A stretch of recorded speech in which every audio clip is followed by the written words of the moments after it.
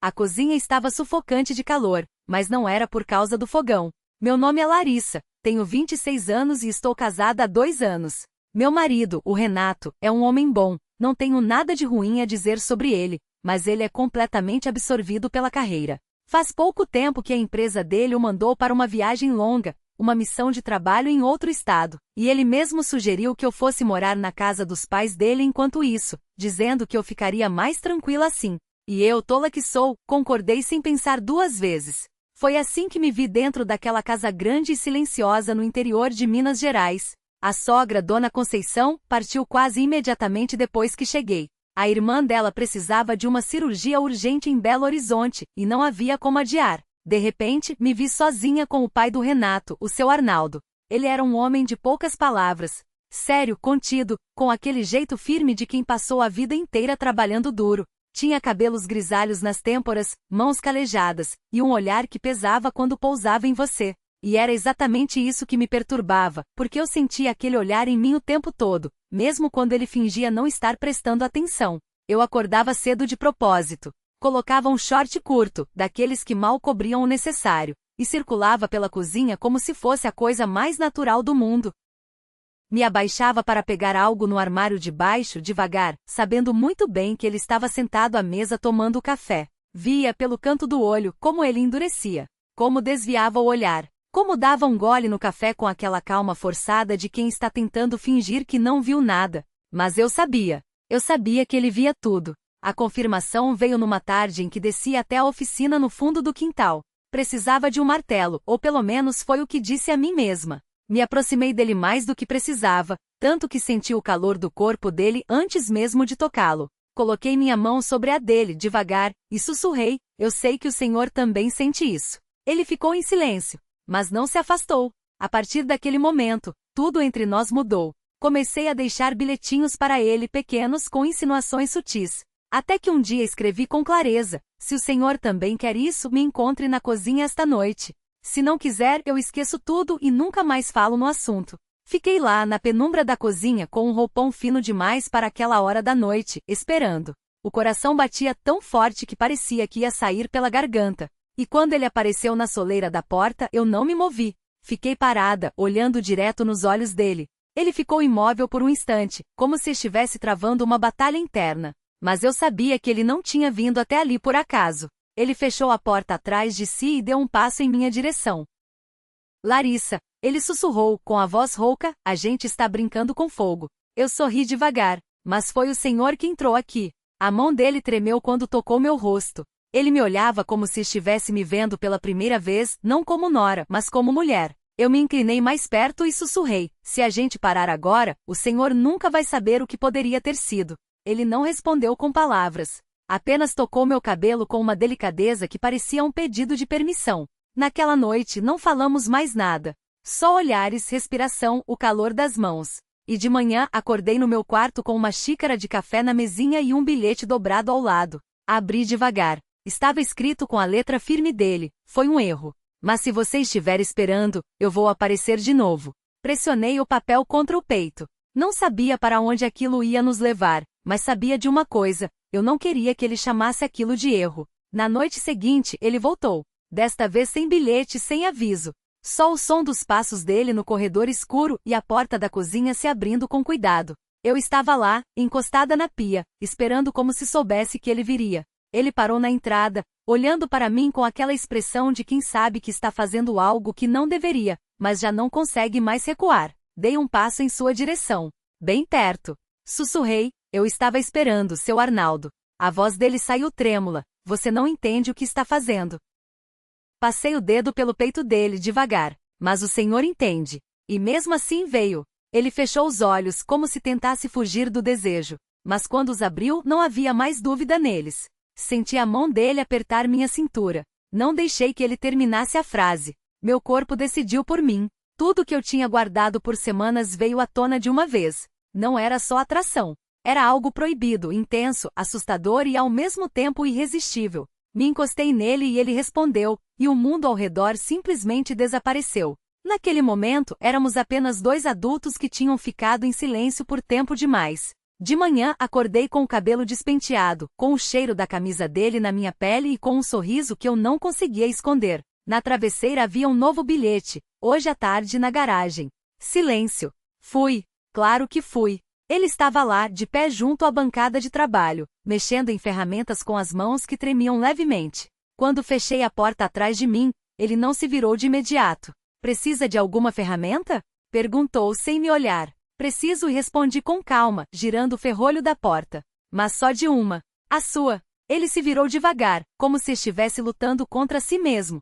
Mas quando o olhar dele deslizou por mim, tudo ficou claro. Ele deu um passo à frente, fechou o ferrolho com um clique seco e me encostou na parede de madeira da garagem. Isso é loucura, sussurrou no meu ouvido. Já começou, sussurrei de volta.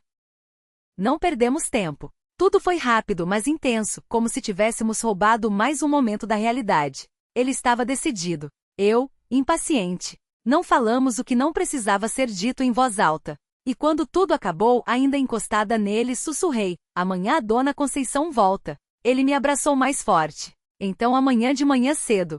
Eu concordei com a cabeça, porque sabia que a gente ia encontrar um jeito. Na manhã seguinte, acordei antes do horário de sempre. Me levantei em silêncio, fui até a cozinha e vesti o moletom favorito dele, aquele que ele uma vez disse que ficava revelador demais em mim. Por baixo nada. Peguei um copo d'água e fiz de conta que não tinha percebido quando ele entrou. Ele parou na porta, me olhou de cima a baixo devagar, pesado, como se não acreditasse que eu tinha mesmo ousado. Você prometeu, disse ele baixinho. Me virei, me aproximei e sussurrei, e eu sempre cumpro o que prometo.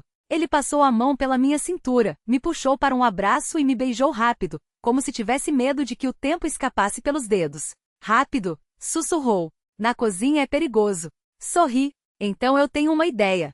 Peguei a mão dele e fomos em silêncio até a despensa ao lado da cozinha. Era apertada, cheirava a madeira velha e tempero seco, mas não nos importamos. Me encostei nele, sussurrando. Imagina se alguém visse a gente aqui. Ele expirou fundo, fechou a porta atrás de si, e nossos lábios se encontraram de novo.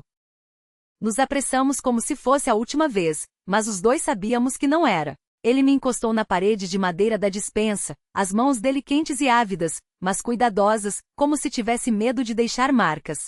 Eu sussurrava frases ousadas no ouvido dele, e ele apertava minha cintura com mais força, perdendo o controle aos poucos. O ambiente cheirava a madeira, poeira e algo proibido que só nós dois reconhecíamos. Ele me beijava rápido, contido, mas eu sentia que ele já não conseguia parar. Você me deixa louco, sussurrou me pressionando contra a parede. Não devia, mas não consigo de outro jeito. Sorri, enrolando os braços no pescoço dele. Então faz e pensa depois. Não durou muito, mas cada segundo foi intenso, afiado, como se tivéssemos arrancado aquele momento da própria sorte. Depois ele ficou me olhando por um instante, passou o dedo na minha bochecha e sussurrou. Você é como um vício. Respondi baixinho. Então vai ter que ser viciado a vida toda. Saímos um de cada vez como se nada tivesse acontecido.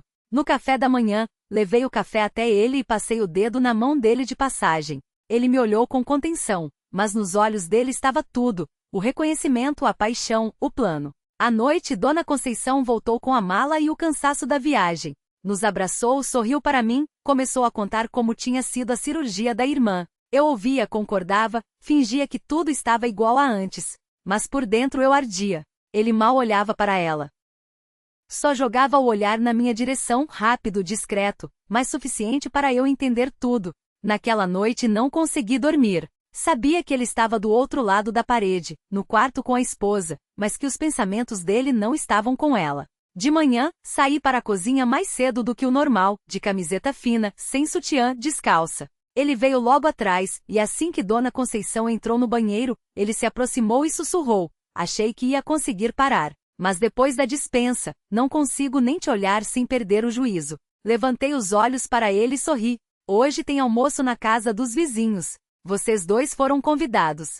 Eu não vou. Ele entendeu na hora. Os dedos dele roçaram minha cintura e ele sussurrou. Então logo depois do almoço. Eu concordei com a cabeça. Passamos o dia inteiro fingindo que estava tudo bem. Quando eles saíram, me troquei, coloquei uma lingerie preta, sentei no sofá e fiquei esperando. Ele voltou antes do que eu esperava. A porta fez um clique suave. Ele entrou, fechou na chave, sussurrou. Temos 2 horas. Você está pronta? Sorri. Fiquei esperando o dia todo. Ele se aproximou em silêncio, me pegou no colo e me levou para o quarto do Renato. Os dois sabíamos o quanto aquilo era insano, e era exatamente isso que nos consumia. Ele não disse uma palavra, só me olhava com aquela fome de quem tem medo de acordar. Nos perdemos na paixão, devagar, sem pressa, como se quiséssemos guardar cada detalhe, cada movimento, cada olhar.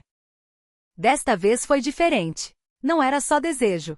Era algo maior, mais pesado, mais real. Depois, fiquei deitada no peito dele, e o silêncio da casa era tão denso que parecia que o tempo tinha parado. Ele passou a mão pelo meu cabelo e disse baixinho: "Não consigo continuar assim." Fiz uma pausa. "O que você quer dizer?" Ele se sentou na beira da cama, olhando para um ponto fixo na parede. "Vou pedir o divórcio. Não consigo deitar com uma mulher pensando em outra. Não é justo com ninguém." Me sentei. O coração disparou. "Você tem certeza disso?" Ele se virou para mim, pegou minha mão. "Você quer ser só minha? Sem segredo, sem medo. Só você e eu." Olhei para ele e de repente entendi sim. Sem dúvida, sem hesitação. Concordei com a cabeça. Ele se levantou, se vestiu e foi para a cozinha. Eu fiquei sentada, enrolada no lençol, quando de repente ouvi a voz de Dona Conceição do lado de fora da porta. "Onde está a Larissa? A gente queria jantar junto hoje à noite." Ele ficou em silêncio por um segundo. E então disse, com a voz firme e baixa: "Conceição, a gente precisa conversar."